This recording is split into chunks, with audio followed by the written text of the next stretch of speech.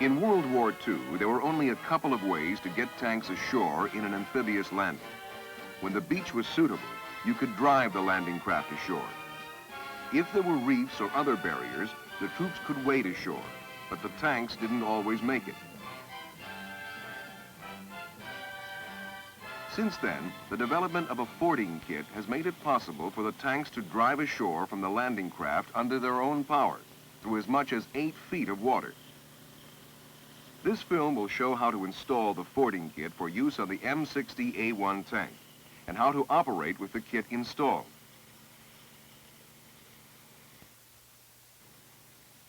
Corporal, I want you to hold up each item so I can identify it by the checklist. All right, Sergeant. Prior to embarkation for an amphibious landing, it's important to check the inventory of crew-installed fording kit items.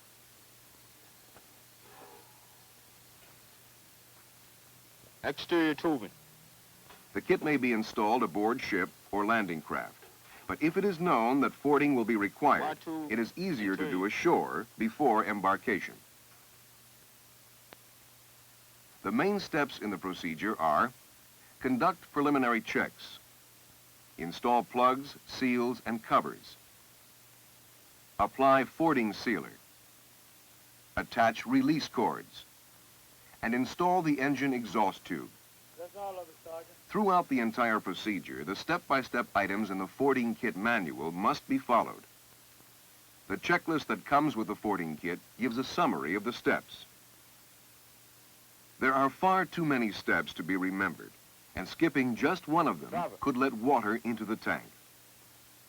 There are so many that we won't try to show them all here, just the highlights. Very well, Sergeant. Preliminary checks mainly involve seeing that hatches and other openings are tightly sealed. This includes things like the turret bulkhead access plate and the driver's escape hatch. If the escape hatch seal has not been inspected recently, drop the hatch and check it. Otherwise, just make sure the hatch is secure. In the driver's compartment, check the turret race seal. Make sure it will hold 14 psi pressure. Then deflate the seal. Set the hull drain valves, open for the engine compartment, closed for the crew compartment. Leave all the driver's vision blocks installed. The driver's view will be through the 3 periscopes during fording.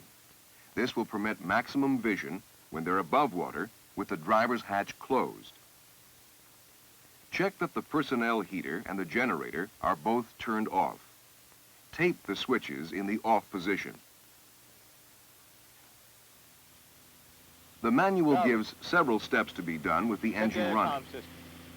These steps include a check of all interphone stations. Turn on the bilge pump, just long enough to be sure it's working. In some M60-A1 tanks, alongside the right air cleaner intake screen, there is a handle which operates the generator exhaust valve. If installed, pull the handle to the rear to make sure the valve is seated closed. This handle is not installed on tanks with the rise engine. In the turret, there are 2 air cleaner intake screens, which must be taken out, turned around, and reinstalled so that during fording, the engine will draw air from the crew compartment. If this is not done, the engine will take in water along with air and quickly stall out. On the battery, check the filler caps. Shake each cap. If the one-way valve in the cap is good, a rattling sound is heard. If not, replace the cap. Add battery electrolyte if needed, and check the charge. During fording, the tank will be running on the battery, not the generator. Other preliminary steps are done from outside the tank. One involves the gun shield cover assembly. Inspect to make sure the shield is in good condition, watertight, and no holes. There are a number of things to check in the engine compartment. Check oil quantities, both transmission and engine oil. Fill as needed. Check the seals around each of the filler caps. It is very important that they are in good condition. One defective seal could stall the tank out during fording and perhaps ruin the engine. Next, Installing the plugs, seals, and covers. The point is to seal any openings where water might come in. Again, we'll just cover the highlights. Loader. When the Make plugs sure are that the installed in the air air plug is cleaner clear exhaust ports, make sure there is good metal-to-metal contact with the end of the elbow. Then turn the handle until the plug is firmly seated. These plugs are very important. Without them, the engine will flood almost immediately. The personnel heater exhaust tube must be removed. A plug is installed in the end of the elbow. Before this is done, thoroughly clean inside the elbow with cleaning solvent to remove any built-up carbon.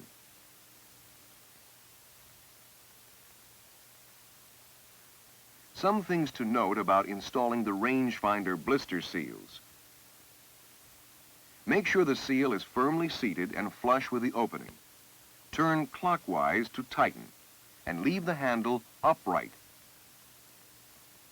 On the underside of the rangefinder blisters are drain holes.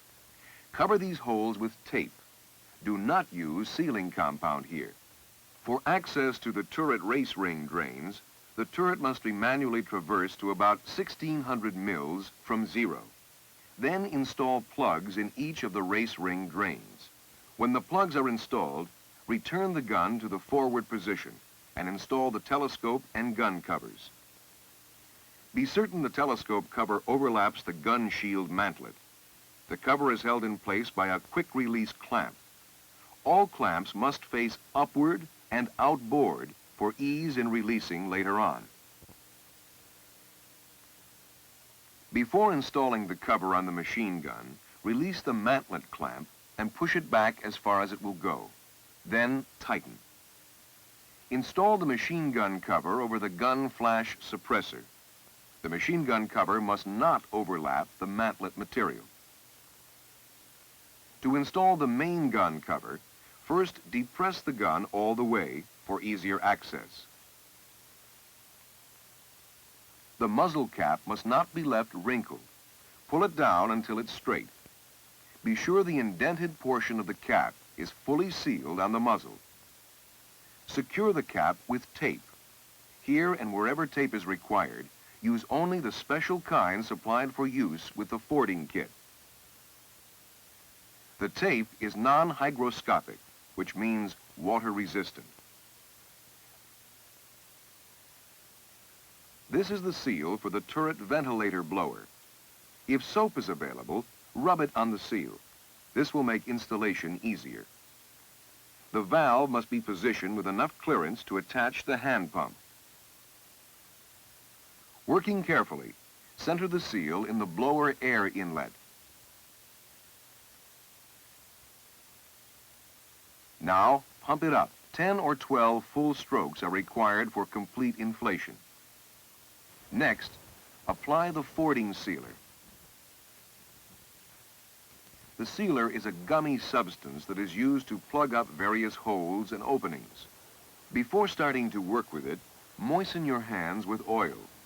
This will help prevent it from sticking to your hands. Start putting seal on the Apply pipe, sealer handle, to each of the items listed main in the gun handbook. cover. Work the sealer in to ensure a good bond and to get rid of any air bubbles that could let water seep through. Most of the tank's electrical system does not need sealing.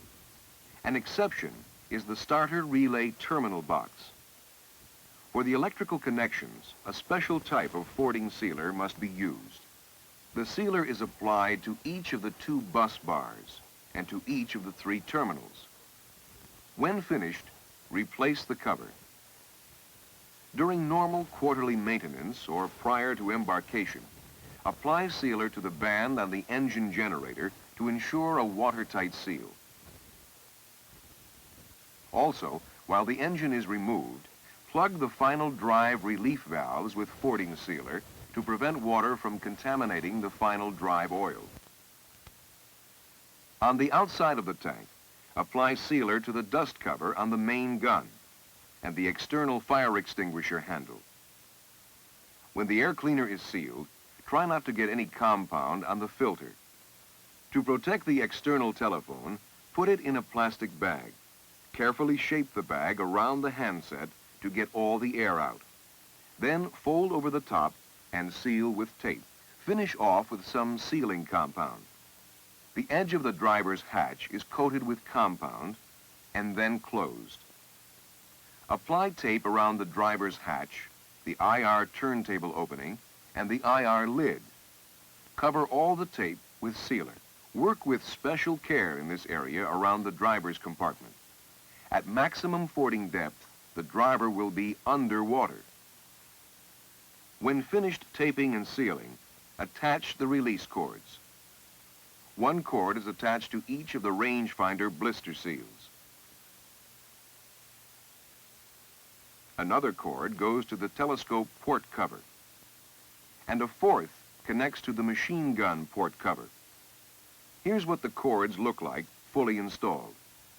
After fording ashore in a hostile situation, the cords make it possible to go into action quickly. Simply traverse the turret, first to one side, then to the other. The guns, telescope, and rangefinder can now be used. The procedure for installing the cords is detailed in the fording kit manual. The last major step, install the engine exhaust tube.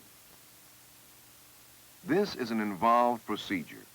The details are given in the handbook, and we will only summarize.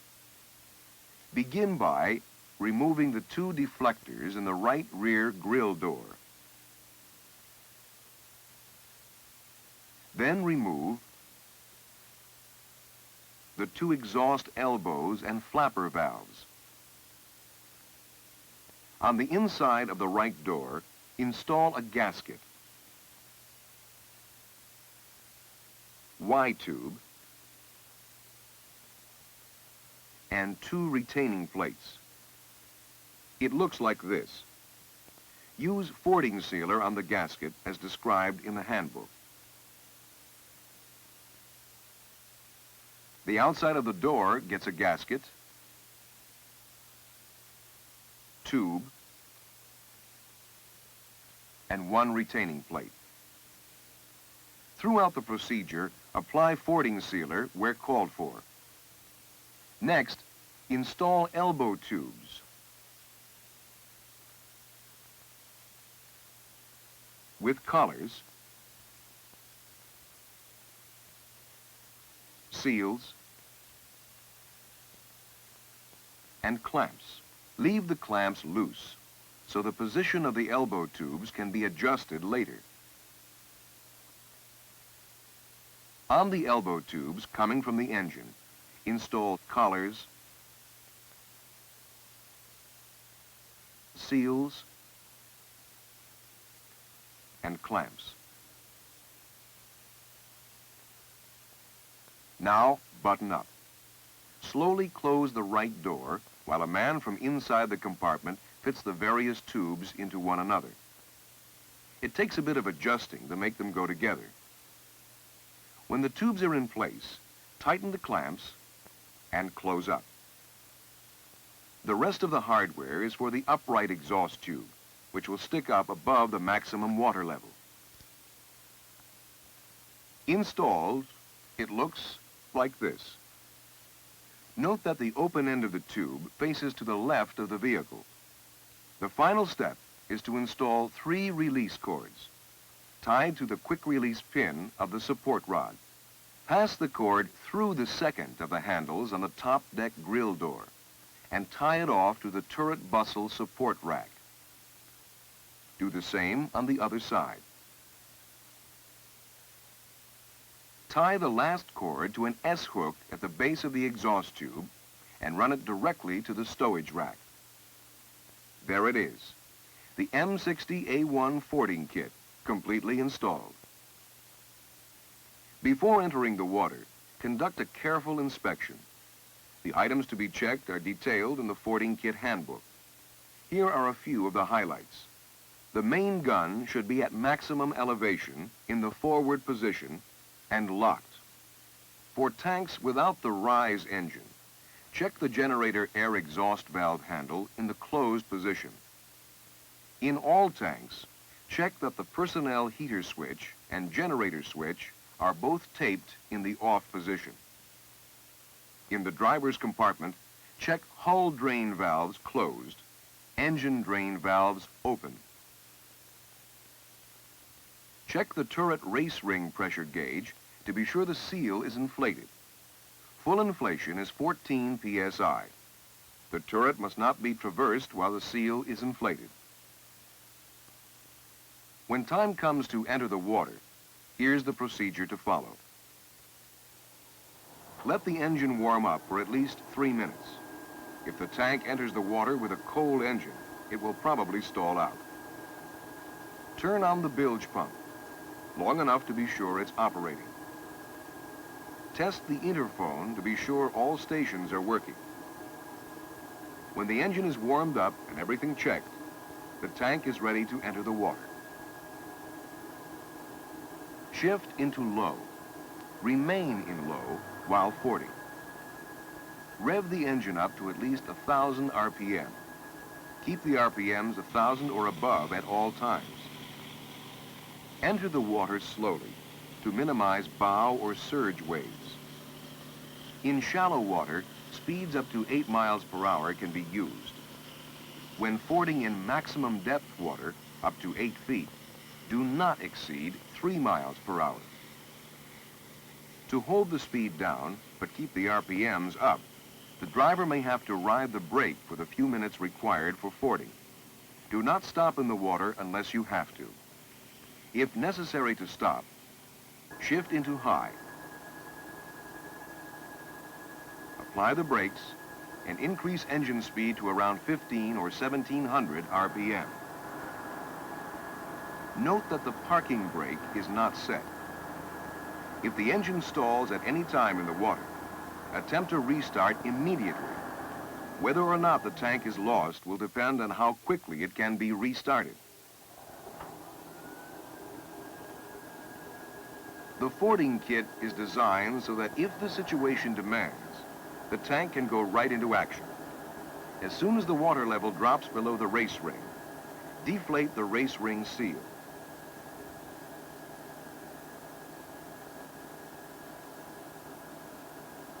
Unlock the turret. Turret power on.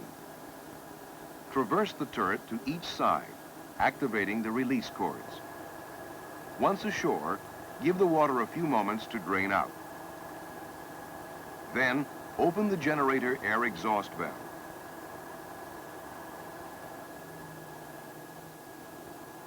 Turn on the generator and close the engine compartment drain valve to keep dust out of the engine compartment. If the tactical situation permits, remove the turret ventilator blower motor seal. If not possible, the commander's and loader's hatches will have to be opened when firing. The muzzle cap is still on, but will be cleared by the first APDS round. The first round fired must be APDS. Other types might detonate when they strike the cap. Fire, and you're in business. The M60-A1 tank normally has a fording capability of 4 feet. With the fording kit installed, the tank can now travel through water up to 8 feet deep. This greatly increases the tank's versatility.